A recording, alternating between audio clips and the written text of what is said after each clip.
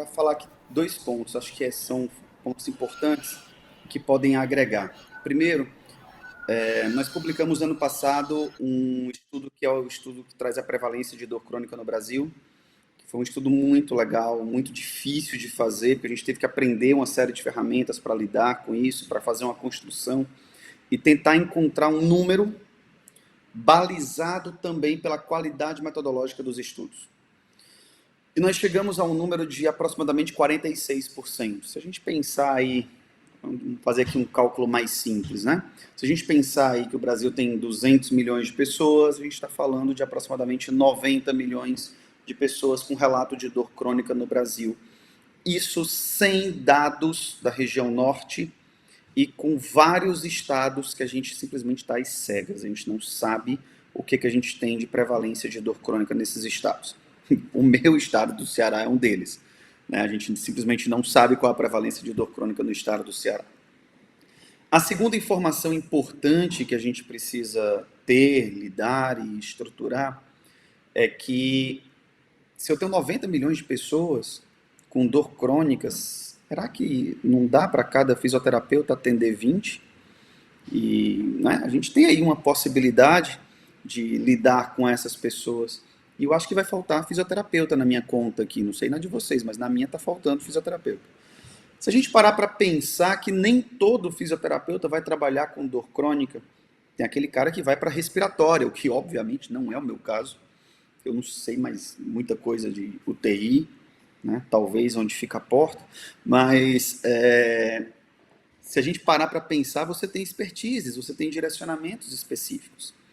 Então, você tem aquele cara que vai lidar com desenvolvimento em pediatria, você tem aquele cara que vai lidar com saúde da mulher, você tem aquele cara que vai lidar com respiratória, aquela pessoa que vai trabalhar com neuro, mas que não necessariamente todos eles estão ligados com dor crônica.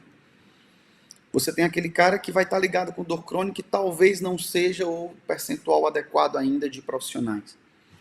E aí é onde a gente precisa enxergar melhor o nosso potencial terapêutico, nosso potencial como profissional, a nossa capacidade de intervenção ela ainda é muito ampla e a gente precisa usar isso a nosso favor.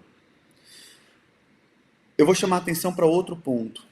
Né? Nós fizemos ano passado o nosso pós-doc na USP e uma das coisas que a gente avaliou foi autoeficácia para gerenciamento de dor. E foi um estudo muito interessante, muito bacana. Mais uma vez, eu deixo aqui a minha gratidão a você, Tiagão, por todo o apoio, a você, Bruno, por todo o apoio, a todo o time da Ebrafim, que ajudou nessa coleta diretamente aí com a gente em São Paulo, né? A todo mundo que ajudou aqui também em Fortaleza, no estado do Ceará, que foram os dois comparativos que a gente fez.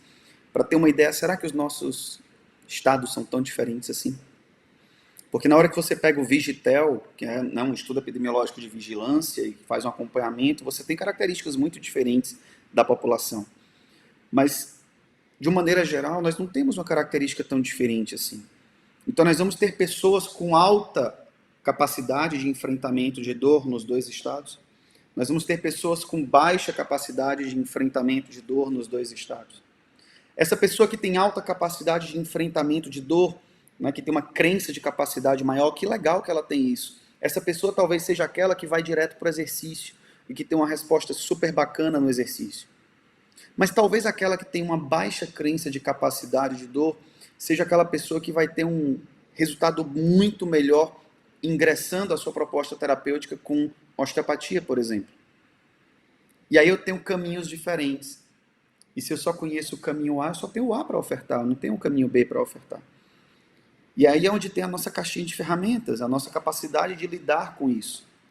Se você quer propor exercício, que massa, que legal, é favorável, funciona, tem uma dinâmica legal, e você pode propor isso para o seu paciente, e deve, inclusive, para paciente com dor crônica.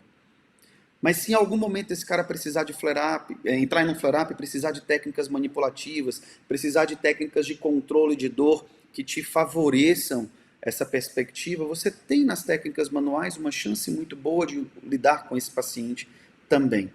Então, usa as duas coisas a seu favor, tá? Amplia a tua capacidade diagnóstica, amplia a tua capacidade terapêutica, amplia a tua capacidade de intervenção, de cuidado com esse paciente. É muito legal ouvir isso, é muito legal trazer isso para o teu dia a dia, tá? Esses dois estudos estão à disposição, né, de quem quiser, é uma revista gratuita, de acesso livre, que é o Brazilian Journal of Pain.